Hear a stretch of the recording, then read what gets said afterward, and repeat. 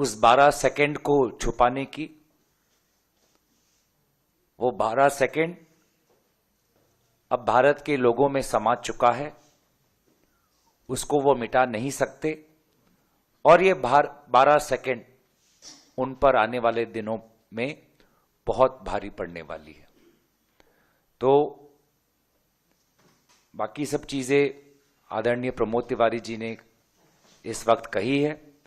अगर मैं संक्षेप में कहूं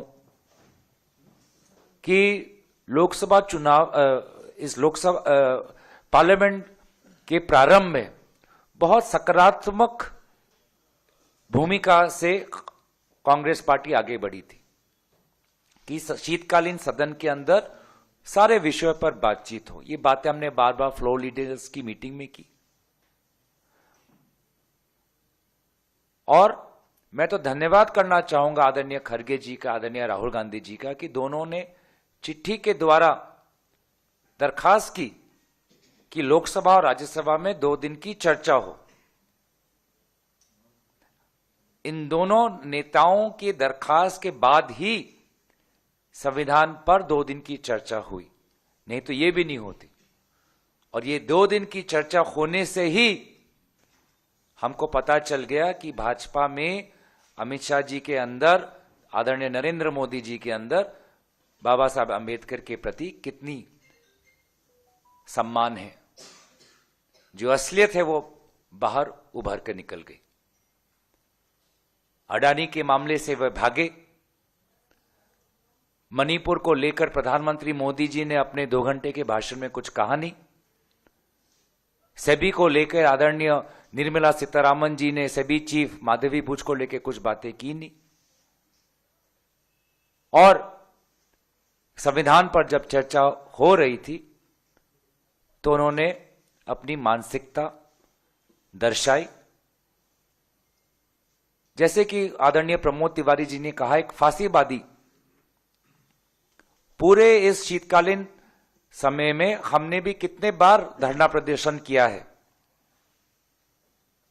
लेकिन कभी भी अगर कोई भाजपा का सांसद आ रहा होगा तो उसके साथ कभी भी हमने अपमानजनक या आक्रामक व्यवहार हमारे तरफ से नहीं था। हमेशा मुस्कुराकर और सम्मान से हम उनका संबोधन करते थे। लेकिन कल जो हमने देखा, जो मैंने खुद देखा, प्रियंका गांधी जी के साथ संजना जाटव थी, वर्षा गायकवाड़ थी, सुरेश प्रतिभा धनोरकर थी, मल्लिकार्जुन खड़गे थी, वो विवश हुए कि उनको सीढ़ी सड़क पे बैठना पड़ा। तो सचमुच बहुत ही दुखद। और उसके ऊपर जो इंक्वायरी अब आज तक नहीं हो रही, सीसीटीवी कैमरा आज तक भी हमने नहीं देखा, तो कहीं ना कहीं जो छुपाना चाहते हैं वो हमें पता चल रहा है। दोबारा मैं कहना चाहूंगा कि ये जितने भी ध्यान भड़काने की कोशिश करें, वे 12 सेकंड भाजपा और अमित शाह जी पर बहुत भारी पड़ेंगे। हमारी बस यही, जो मैं अंत में मांग यही है, जो हम we are always saying that home minister should resign, apologize for hurting the sentiments of so many Indians who hold Dr. Baba Saheb Ambedkar and the Indian Constitution in high regard. And it is unfortunate that the Prime Minister, instead of asking the Union Home Minister to resign, instead of asking the Union Home Minister to apologize, the Prime Minister is supporting the Union Home Minister.